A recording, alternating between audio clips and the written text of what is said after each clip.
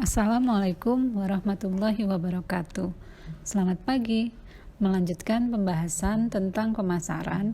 Pada pertemuan kali ini kita akan membahas tentang strategi pemasaran. Strategi pemasaran adalah upaya untuk memasarkan serta mengenalkan suatu produk maupun jasa pada masyarakat. Tentu saja dengan menggunakan rencana dan taktik matang. Dengan begitu, jumlah penjualan dapat meningkat. Strategi pemasaran juga dapat dimaknai dengan rentetan usaha yang dilakukan perusahaan dalam mencapai tujuan. Di dalam suatu bisnis, ada 3 faktor yang merupakan penentu harga jual barang dan jasa, yang meliputi produksi, pemasaran, serta konsumsi, sehingga pemasaran dapat dikatakan sebagai penghubung produsen dan konsumen. Adapun tujuan strategi pemasaran adalah yang pertama, menjadi kegiatan dalam pengembangan kemampuan bisnis agar bisa melakukan adaptasi. Yang kedua, sebagai dasar pemikiran dalam pengambilan keputusan. Lalu, tujuan strategi pemasaran juga dapat dipakai sebagai media ukur dari hasil pemasaran berdasar pada standar prestasi yang telah ditentukan. Dan yang terakhir adalah supaya tim pemasaran bisa meningkatkan kualitas koordinasi di antara individu-individu di dalam. Selain tujuan, juga terdapat fungsi dari strategi pemasaran. Berikut ini beberapa fungsi yang dapat kalian pakai jika ingin menerapkan strategi pemasaran dalam bisnis. Yang pertama adalah meningkatkan koordinasi pemasaran. Jika saat melakukan sesuatu pada perusahaan Anda, kalau tidak memiliki tujuan ataupun strategi, pastinya akan berjalan dengan berantakan. Namun, dengan adanya strategi pemasaran akan membuat koordinasi tim menjadi lebih baik serta terarah. Itulah mengapa pentingnya manajemen pemasaran.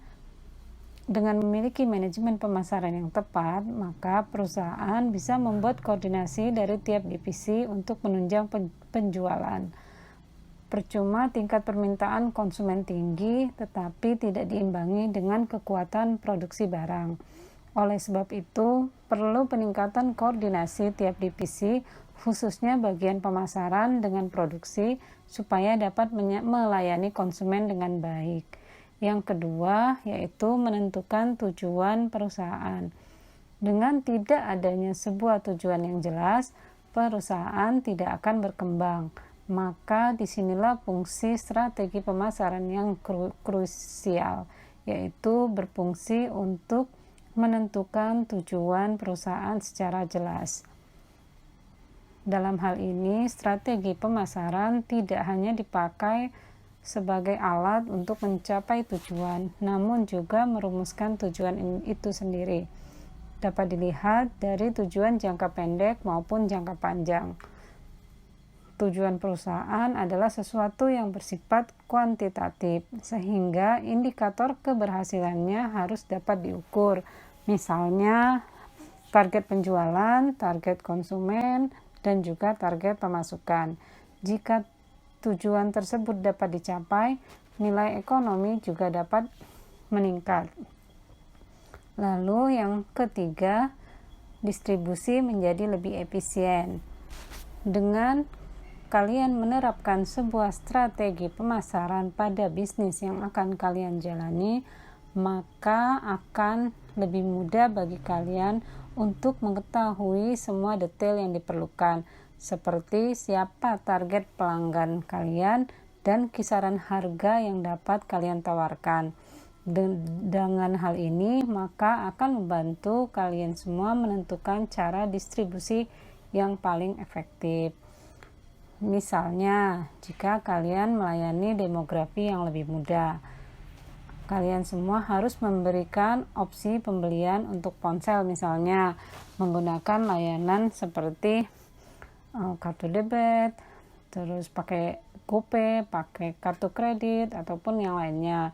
Memang memberikan pelanggan Anda metode belanja yang lebih mudah adalah cara yang bagus untuk meningkatkan penjualan dan meningkatkan loyalitas pelanggan. Pada tahun 1950-an, Neil Borden mempopulerkan istilah bauran pemasaran atau marketing mix yang mengandung lebih dari 10 unsur pemasaran yang mendasar. Di antara mereka adalah strategi pemasaran 4P.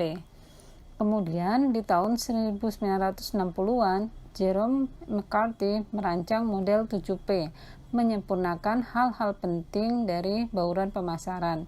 Seiring waktu, banyak P yang telah mengkristal seperti 5P, 8P, dan lain-lain.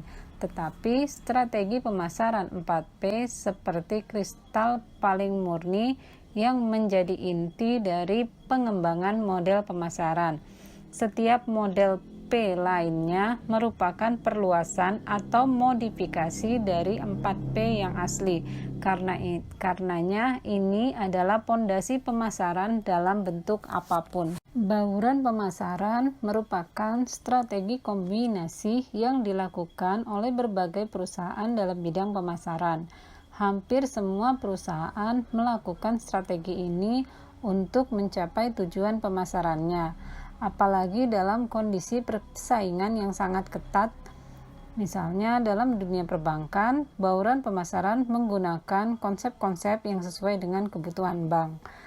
Konsep bauran pemasaran terdiri dari 4P, yakni produk, harga, price, tempat atau place, dan promosi. Kita akan membahas satu persatu 4 konsep bauran pemasaran tersebut. Bauran pemasaran yang pertama adalah produk. Setiap pengusaha atau UMKM harus bisa menentukan produk apa yang akan menjadi andalannya dan bagaimana cara mengembangkan produk andalannya tersebut.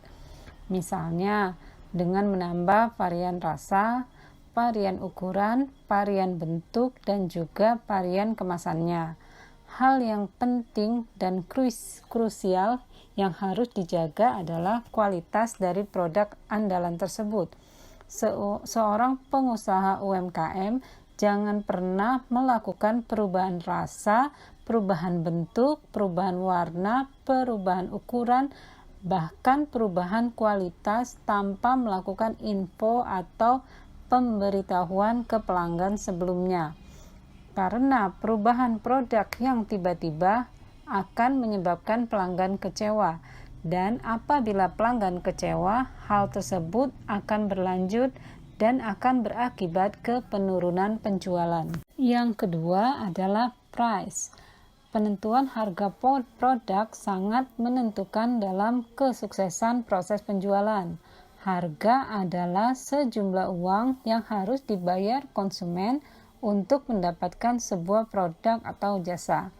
Dalam bauran pemasaran, harga merupakan salah satu faktor penting yang mempengaruhi pemasaran suatu produk. Tinggi rendahnya harga selalu menjadi perhatian utama para konsumen saat mereka mencari suatu produk, sehingga harga yang ditawarkan menjadi bahan pertimbangan khusus sebelum mereka memutuskan untuk membeli barang maupun menggunakan suatu jasa. Dari kebiasaan para konsumen dapat disimpulkan bahwa strategi penetapan harga sangat berpengaruh terhadap penjualan maupun pemasaran produk yang akan ditawarkan. Yang ketiga adalah place.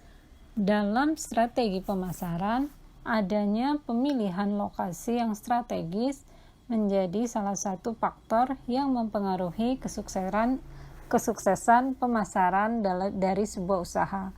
Semakin strategis lokasi usaha yang dipilih, semakin tinggi pula tingkat penjualan dan berpengaruh terhadap kesuksesan sebuah usaha. Begitu juga sebaliknya.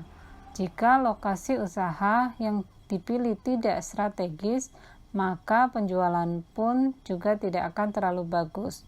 Untuk itu, sebelum kalian memulai sebuah usaha, pilih terlebih dahulu tempat usaha yang paling tepat untuk pemasaran usaha Anda. Lakukan riset dan bandingkan beberapa pilihan tempat sebelum akhirnya kalian menentukan lokasi yang paling strategis bagi usaha yang akan kalian jalani. Bauran pemasaran yang keempat atau Yang terakhir dari 4P adalah promotion. Kegiatan promosi bisnis merupakan bagian dari strategi pemasaran yang sangat dibutuhkan oleh sebuah usaha, baik itu usaha kecil maupun usaha yang sudah berkembang besar.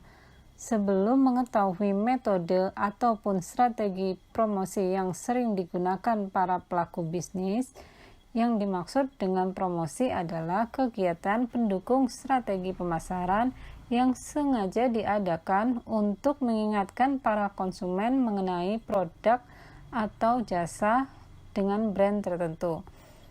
Strategi pemasaran yang sering digunakan sebagai salah satu cara untuk meningkatkan permintaan atau penjualan barang dan jasa yang ditawarkan, sehingga tentu saja diharapkan dapat meningkatkan laba yang diperoleh.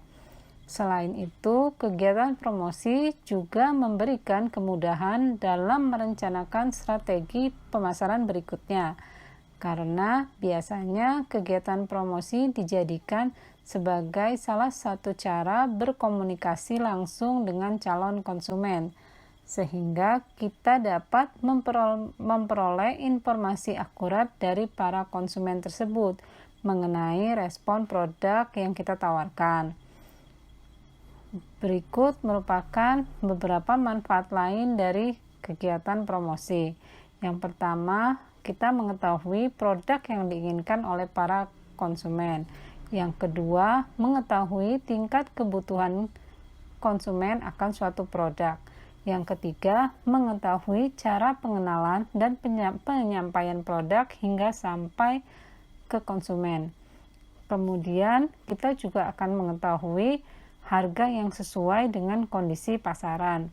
Lalu, yang lebih utama, kita akan mengetahui kondisi persaingan pasar dan bagaimana kita mengatasinya. Seperti kita ketahui, dunia pemasaran itu terus berkembang. Bila dulu kita mengenal era marketing 1.0 yang berorientasi pada produk, kini dunia pemasaran sudah berkembang hingga era marketing 4.0. Sebelum membahas cara menaklukkan pemasaran digital dengan pendekatan marketing 4.0, kita akan terlebih dahulu melihat apakah perbedaan marketing 1.0 hingga 4.0. Menurut Philip Kotler, Hermawan Kartajaya, dan Iwan Setiawan, era pemasaran diawali dengan marketing 1.0 yang berorientasi pada produk. Pada era tersebut, fokus penjualan adalah untuk menjual produk sebanyak mungkin tanpa memikirkan apa yang dibutuhkan oleh konsumen. Sedangkan marketing 2.0 berorientasi pada konsumen. Di sini penjual sudah mulai berupaya untuk menyentuh hati konsumen, namun mereka hanya dianggap sebagai objek pasif. Kemudian berkembanglah marketing 3.0 yang berorientasi pada manusia. Pada era pemasaran ini, penjual tidak hanya memasarkan produk, tetapi juga punya visi, misi, dan value yang sejalan dengan konsumen. Meski begitu, para penjual merasa bahwa model pemasaran tersebut masih perlu dikembangkan lagi. Sebab perkembangan teknologi yang pesat dianggap dapat mendorong pemasaran berjalan lebih efektif. Hal tersebutlah yang menjadi cikal bakal munculnya marketing 4.0. Pendekatan marketing 4.0 menggabungkan antara sentuhan kepada konsumen secara manusiawi melalui kecanggihan teknologi. Demikian pembahasan tentang strategi pemasaran kali ini. Sampai berjumpa pada pertemuan berikutnya. Salam sehat untuk kalian semua. Wassalamualaikum warahmatullahi wabarakatuh.